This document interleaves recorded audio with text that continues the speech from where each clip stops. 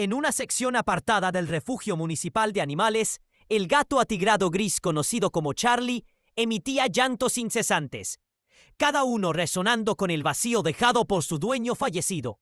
El personal observó que, aunque el duelo en los animales no era inusual, la angustia de Charlie superaba la tristeza común.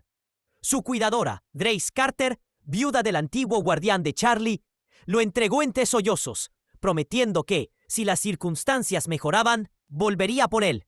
Sin embargo, en las noches en vela, con solo el zumbido distante de las luces fluorescentes por compañía, los lamentos de Charlie revelaban la profundidad de su sufrimiento. Durante un examen de rutina, el Dr. White se detuvo frente a la jaula de Charlie para inspeccionar la placa de su collar. Entrecerrando los ojos ante el metal desgastado, descubrió un nombre que no coincidía con los registros. «Dios mío», murmuró, llamando a su asistente Emma. Ella se acercó, preocupada, y el Dr. White explicó que la placa mostraba un apellido desconocido para quienes conocían a Grace Carter y a su difunto esposo, Francis. Emma consultó las notas. El ingreso al refugio indicaba a Grace Elizabeth Carter Mason y Francis Antonius Carter como la familia de Charlie. Nada en la documentación coincidía con el grabado. Detrás de ellos, Charlie se acurrucaba en la esquina, su mirada afligida oscilando entre los humanos y el enigmático accesorio que rodeaba su cuello. Intrigado, el responsable del refugio, Scott, decidió examinar el collar más de cerca. Arrodillado frente a Charlie, extendió la mano con cautela. En el instante en que rozó el metal, el gato se encorvó, arqueó el lomo y silbó con fuerza, mostrando garras tan afiladas que Scott retrocedió de inmediato, respetando el miedo de Charlie. Se apartó para idear un enfoque más suave. Minutos después, Scott regresó con una golosina y un juguete. Colocó estos objetos cerca de la entrada de la jaula y habló en tono analítico pero empático, relatando anécdotas de sus propias mascotas. Charlie observó con recelo, pero no pudo resistir la golosina. Al aceptarla, su postura se relajó. Mientras Scott permanecía inmóvil, Charlie bajó el hocico lo suficiente para que Scott vislumbrara el grabado. Bajo la luz tenue, creyó entrever letras que sugerían un nombre diferente y supo que, descifradas correctamente, podrían revelar un capítulo oculto en el pasado de Charlie. Emma regresó con el expediente familiar Carter. Confirmó que en la placa no aparecía el apellido Carter, sino un nombre apenas legible. Scott, en voz baja, explicó sus sospechas. La discrepancia no parecía un error, sino una alteración deliberada. De vuelta en su oficina, Scott revisó el historial médico de Charlie. Aunque los archivos indicaban 6 años de atención, la condición física del gato sugería una edad mayor, quizá una década. Este desfase apuntaba a una vida anterior a la de los Carter.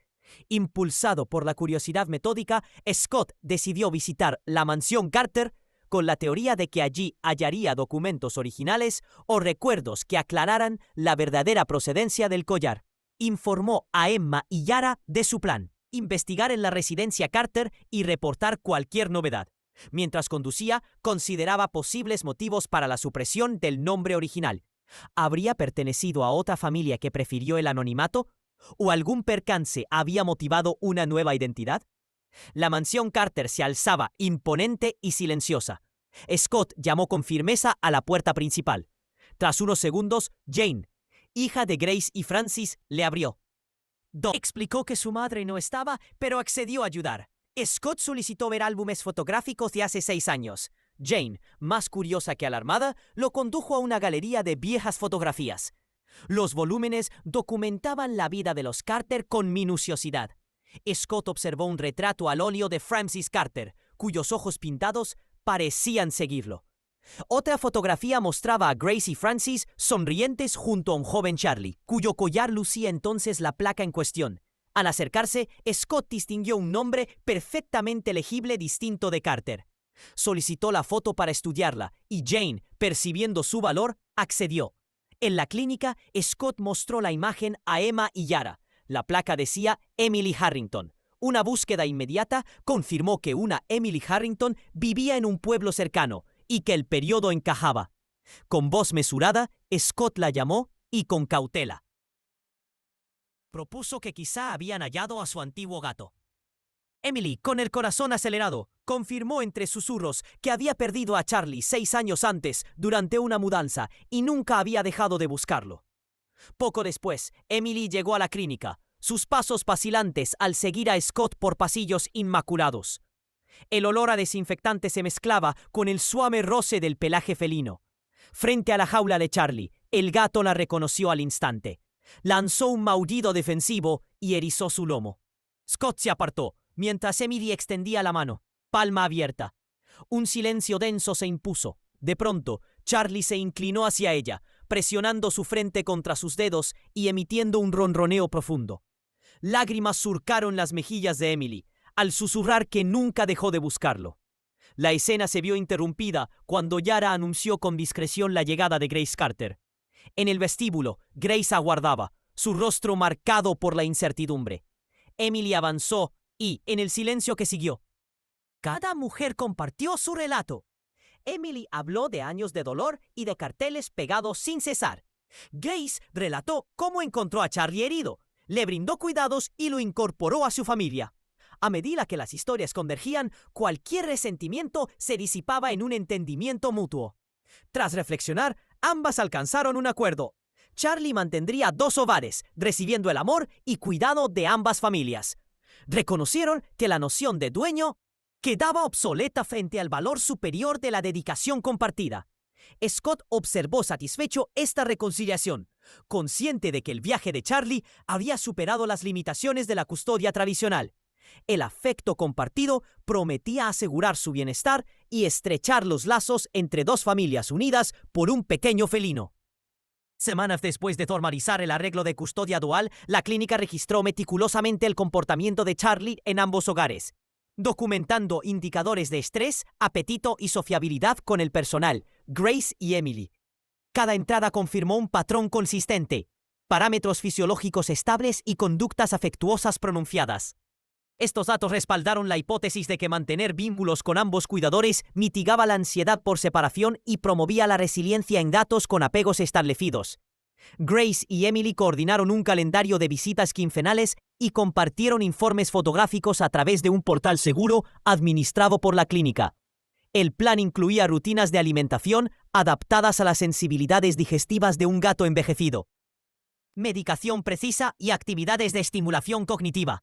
Este modelo de cogestión demostró un enfoque innovador en el cuidado animal, basado en protocolos de comunicación clara y medidas de bienestar respaldadas por datos.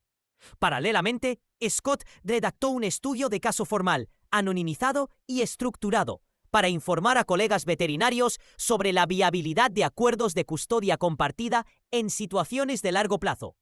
El documento detallaba indicadores clave, como el monitoreo no invasivo de niveles de cortisol y escalas de valoración conductual, además de testimonios cualitativos de ambas familias. Los hallazgos preliminares sugerían que este marco colaborativo podría reducir los reingresos de animales mayores en refugios debido a la ansiedad por pérdida. La historia de Charlie inspiró también la creación de Lazos Felinos Unidos, una organización sin fines de lucro que promueve esquemas de custodia flexible para mascotas mayores cuyas circunstancias familiares cambian. Su estatuto aboga por preservar los lazos originales y recomienda a los refugios mantener registros de identidad con verificaciones redundantes para evitar errores.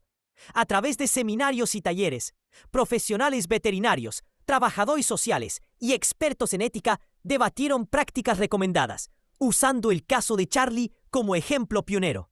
Al final, Charlie prosperó en su entorno singular, encarnando la vulnerabilidad del duelo y el poder restaurador del afecto continuo. Su trayectoria subrayó una verdad esencial. Cuando la empatía humana se combina con un seguimiento riguroso, los límites de la propiedad tradicional de mascotas pueden expandirse para incluir modelos de custodia compartida que antepongan el bienestar animal a las convenciones establecidas.